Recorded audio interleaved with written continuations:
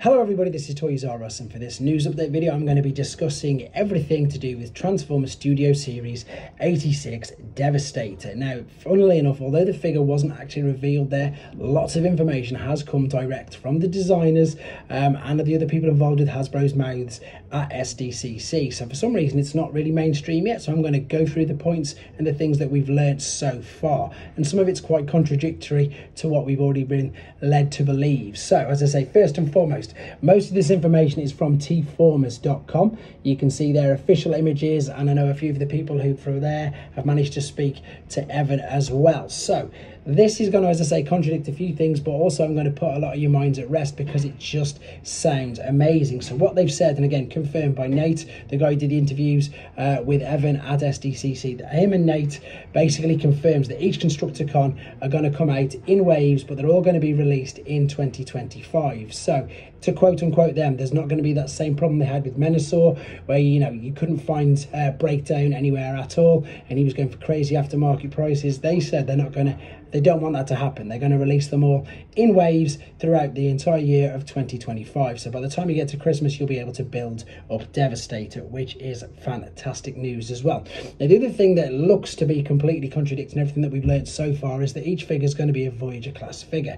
And the reason why they've said that is because they didn't want to cut any corners. They alluded to the Combiner Wars. Now, funny enough, guys, I know I've had a few people ask me the questions regarding this. They said that there's nothing basically coming from the Combiner Wars molds. Absolutely nothing from them at all is going to be used, taken from to make this new. It's going to be completely new, so that anybody who is worried that it was going to be anything to do with the Combiner Wars molds and the figures used, it's nothing at all. They talked about, as I say, how unfortunately they had to cut so many corners with that particular figure. Like, some of them didn't even have elbow joints. This is going to be totally different. They're going to be fantastic individual figures in their own right. So that's really good news. And as I say, it looks like they're going to be Voyager class, which it says completely contradicts some of the things that we've seen already online.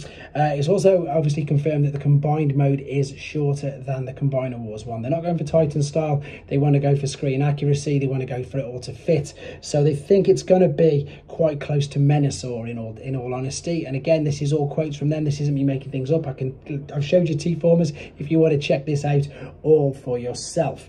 Also, good thing they said as well, at the moment there is no plans for a gift set. That was another thing they said, that they're saying, and they're obviously talking to the end of 2025, 2026, to quote, I think, Nate, no plans at this moment in time for a gift set at all. So it looks like you're going to have to get them individually if you do want to get them. The limbs are said to be plugged into a centerpiece, so perhaps they are going to do some sort of parts forming to make it all work. My concern with that is that it's going to be too, I didn't want it like the New Age one, basically. That was too much parts forming.